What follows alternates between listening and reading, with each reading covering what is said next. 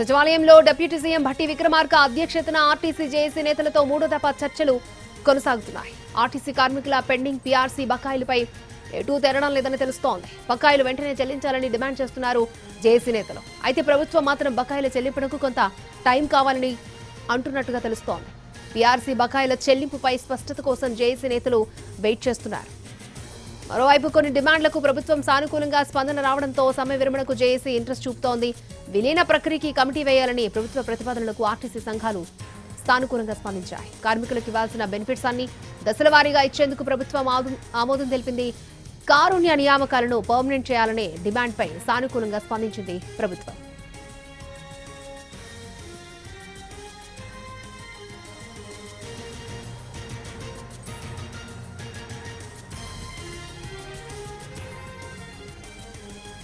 Right, RTC కార్మికుల pending PRC బకాయిలపై ఎటూ తేలడం లేదని తెలుస్తోంది. బకాయిలు వెంటనే చెల్లించాలని డిమాండ్ చేస్తున్నారు జేఏసీ నేతలు. రైట్, ప్రభుత్వం మాత్రం బకాయిలు చెల్లింపునకు కొంత టైం కావాలని కోరినట్టుగా తెలుస్తోంది. రైట్, ఇదే అంశానికి సంబంధించి మరిన్ని అప్డేట్స్ మా ప్రతినిధి సుధీర్ మనకు లైవ్ లో అందిస్తారు. సుధీర్, చర్చలు ఎంతవరకు వచ్చాయి? సుమారు 11 గంటలుగా రాష్ట్ర ప్రభుత్వంతో ఆర్టీసీ జేఏసీ నేతలు చర్చలు జరుపుతున్నారు. పలు దఫాలుగా ఇప్పటికీ ఉదయం నుంచి ఇప్పటి వరకు దాదాపు 2-3 దఫాలుగా కూడా ఉదయం ఐఏఎస్ అధికారుల కమిటీతోటి చర్చలు జరిపారు. ఆ తర్వాత మంత్రులతో చర్చలు జరిపారు. మంత్రులతో 2 పర్యాయాలు చర్చలు జరుపుతున్న పరిస్థితి కనిపిస్తుంది. మధ్యాహ్నం 3:30 మంత్రులతోటి చర్చలు జరిపింది ఆర్టీసీ జేఏసీ. ఆ తర్వాత మరొకసారి ఆ టీ బ్రేక్ ఇచ్చారు. టీ బ్రేక్ ఇచ్చిన తర్వాత మళ్ళీ మంత్రులతోటి చర్చలు జరుపుతున్నారు. చివరిగా ఇప్పుడు చూసుకున్నట్లయితే ఆర్టీసీ కార్మికులకు సంబంధించిన పెండింగ్ పీఆర్సీ బకాయిలు ఏవైతే ఉన్నాయో 2021 సంవత్సరానికి సంబంధించిన వేతన సవరణ బకాయిలను వెంటనే విడుదల చేయాలని చెప్పేసి, అదేవిధంగా 2025కు సంబంధించిన పీఆర్సీని ప్రకటించాలి, దాదాపు 30% ఫిట్మెంట్ తోటి పీఆర్సీని ప్రకటించాలని చెప్పేసి వారు డిమాండ్ చేస్తున్నారు. ఈ విషయంలో ఎట్టి పరిస్థితుల్లో వెనక్కి తగ్గేది లేదు అని చెప్పేసి ఆర్టీసీ జేఏసీ నేతలు కరాఖండిగా చెప్తున్నారు. అంతకంటే ముందు ఉన్న దాదాపు 32 అంశాలకు సంబంధించి 32 డిమాండ్లకు సంబంధించి కొంత సానుకూలత ఇటు ఆర్టీసీ జేఏసీ నుంచి కావచ్చు, అటు ప్రభుత్వం నుంచి సానుకూలంగా స్పందించిన పరిస్థితి కనిపిస్తుంది. ముఖ్యంగా ఆర్టీసీని ప్రభుత్వంలో విలీనం చేయాలనే అంశానికి సంబంధించి ఒక కమిటీ వేయాలని చెప్పేసి ఇప్పటికే ఆర్టీసీ నేతలకు స్పష్టం చేసిన పరిస్థితి కనిపిస్తుంది.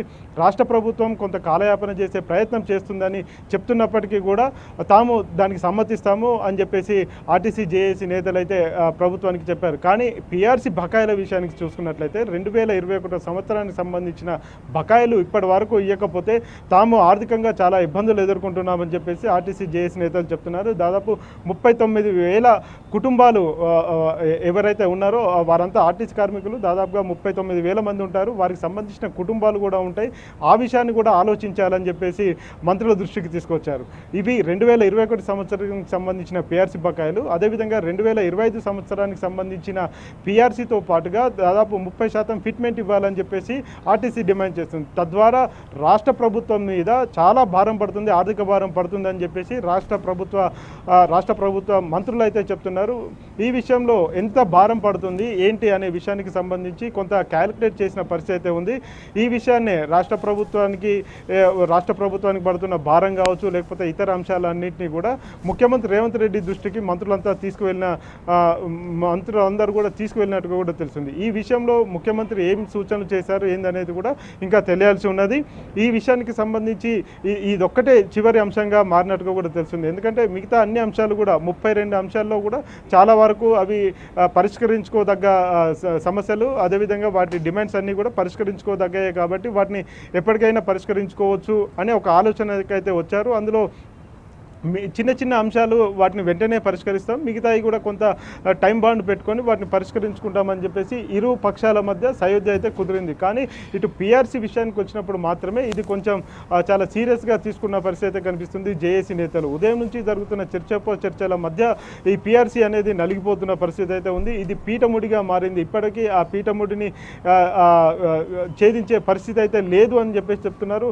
దఫాలుగా దీని మీదనే చర్చ జరుగుతుంది. ఎందుకంటే ఇప్పటికీ టైం అడుగుతుంది, రాష్ట్ర ప్రభుత్వం ఇప్పటికీ టైం అడుగుతుంది. 2021కి సంబంధించిన పిఆర్సీ బకాయిలను చెల్లించేందుకు కూడా ఇంకా సమయం కావాలంటే ఎట్లా అని చెప్పేసి ఆర్టీసీ జేఏసీ నేతలు ప్రశ్నిస్తున్నారు. ఇప్పటికీ దాదాపు 4 సంవత్సరాల నుంచి తామంతా ఎదురు చూస్తున్నాము. పిఆర్సీ బకాయిలు ఇతర ప్రభుత్వ ఉద్యోగులకు సంబంధించి చూసుకున్నట్లయితే వారి రావాల్సిన బకాయిలు వారు ఏదో రకంగా తీసుకుంటున్నారు. అది నెలకు 750 కోట్ల రూపాయల చొప్పున వారికి ఏదో ఒక రూపకంలో వారికి రావాల్సిన బకాయిలను చెల్లిస్తుంది రాష్ట్ర ప్రభుత్వం. కానీ ఆర్టీసీ ఉద్యోగులకు, ఆర్టీసీ కార్మికులకు రావాల్సిన బకాయిల విషయంలో మాత్రం కాస్త నిర్లక్ష్యంగా వ్యవహరిస్తుందని చెప్పేసి ఆర్టీసీ జేఏసీ నేతలు ప్రభుత్వాన్ని ప్రశ్నించారు.